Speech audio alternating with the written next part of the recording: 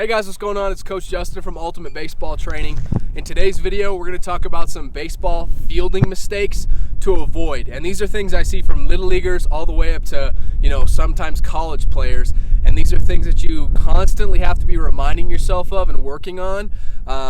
Because baseball is one of those games where, you don't just all of a sudden master something. It has to be a continual work in process. So continue to work on these.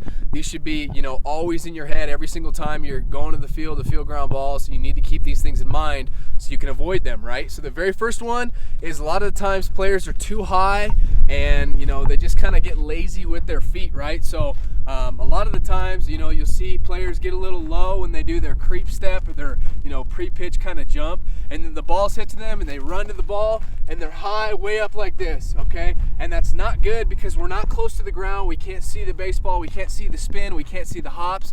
So in everything that you do athletically, you want to stay low, okay? So it's fine before the pitch to get ready to go, and you can stay up and you can be talking to your second baseman or whatever. But as soon as the pitcher goes into his windup, we need to get low and we need to stay low, okay? When we're fielding the ball, when we're coming up to make throws, a lot of the times, here's another mistake, a lot of the times players will field the ball and they'll be nice and low in a good position and they pop up like this to make a throw, okay? So that's not a good position to be in. You're going to lose accuracy, you're going to lose velocity. So everything we do, we don't want to get lazy, we want to stay low, okay? So don't come up high, stay low.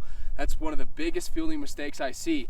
And then people get lazy with their feet, right? So a lot of the times, our upper body can move so fast. A lot of the times players will start stumbling over their feet, or, they won't take a good route to the baseball. They won't get around the baseball like this. They just get lazy with their feet, okay?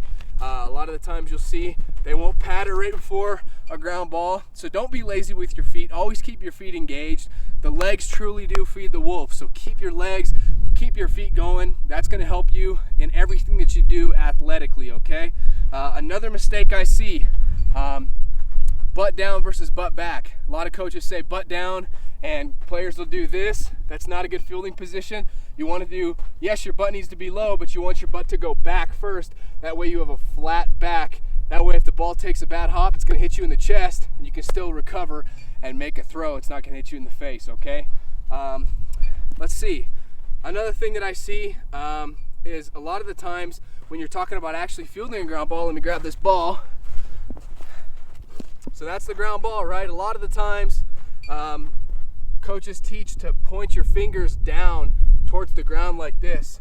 And if you watch any major league player, they don't field the ball like this.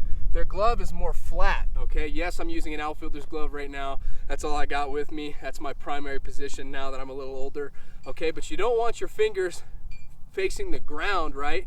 Because that's a steep angle. The ball's not gonna really get trapped in there and you're gonna have a tough time fielding the ball. You want your fingers to be a little bit more flat, okay? Another mistake I see, players try and field the ball in here like this versus out front. You want everything, you can see when the baseball's out in front, okay? I can see that baseball, and if I field it out in front of me with my arms out here like this, and then I funnel it into my body, I can see that. But if I wait and I try and field the ball here, I lose sight of that. I can't see that ball, right? Plus, when I field it down here, that's a really awkward position to then get my feet going towards my object, okay? Speaking of getting your feet going, a lot of the times too, here's another mistake. You'll see guys run up to a ground ball and they field it and they stop their feet like this. Then what do I got to do? That's inertia, right? Then what do I got to do to overcome inertia? Then I got to make, a big crow hop to even get a throw towards first base or wherever I'm throwing, and I'm not going to have as much velocity. So what you want to do, you want to keep your feet moving, okay? It's right, left catch, right, left throw. So everything has to be fluid. We're keeping our feet moving, right, left catch, right, left, make a throw. So keep your feet engaged. Don't get lazy with your feet. I recommend doing what I like to call the alligator with your hands, just like this. When I was a little leaguer, I actually had this problem. Instead of the alligator, I have my hands like this. You'll see a lot of younger players do that. They go to field the ground ball and they have their hands like this. And what I would do is I would catch the ball and I would cross my hands like this. It's a weird kind of habit, but I see a lot of younger players do it. So instead of this, get this alligator going, and that way if the ball takes a bad hop too, you can have this hand to kind of protect your face and, make the ball not come up and hit you and, shorten your recovery time. But also, you know, if the ball takes a bad hop, sometimes you can just grab it, okay? And you're closer versus this, you're closer to the ball this way, so you can reach in and grab the ball really quickly, okay?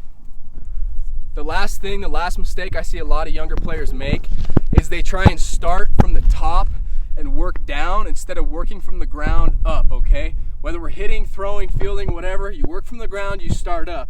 What I mean by that, when you're fielding a ground ball, we start with our glove on the ground and we come up like this. Boom, boom. Backhands, forehands, right at us. You start with your glove on the ground, even if you think it's gonna come up and you're actually gonna field it like here, you start with your glove on the ground because it's a heck of a lot easier to start down and come up, because that's the way your body and your reactions work, than it is to start up here like this and try and stab down at the ball. Your body just doesn't work like that. It's the same with hitting. If you're thinking away, an away pitch, and he throws it inside, you can pull your hands in and react. But if you're thinking it's gonna be an inside pitch, there's no way that you can, you know, get your barrel out there. It's the same way. So start from the ground and work up. All right, so hopefully you enjoyed this video. If you did, I want you to give me a thumbs up, okay? That way I know you'll like it. And also get in the comment section below. Let me know, what did I miss, okay? There's a lot of fielding mistakes out there to avoid. So what did I miss? Maybe you can help some other players out there. So get in the comments, let me know what I missed, and let me know what you want me to make future videos about, okay? And as always, if you're not already, be sure to hit this button right here and subscribe to our channel, okay? That way you'll be notified whenever we release new baseball videos every single week. So subscribe to our channel. Thanks so much for watching, and I'll see you next time.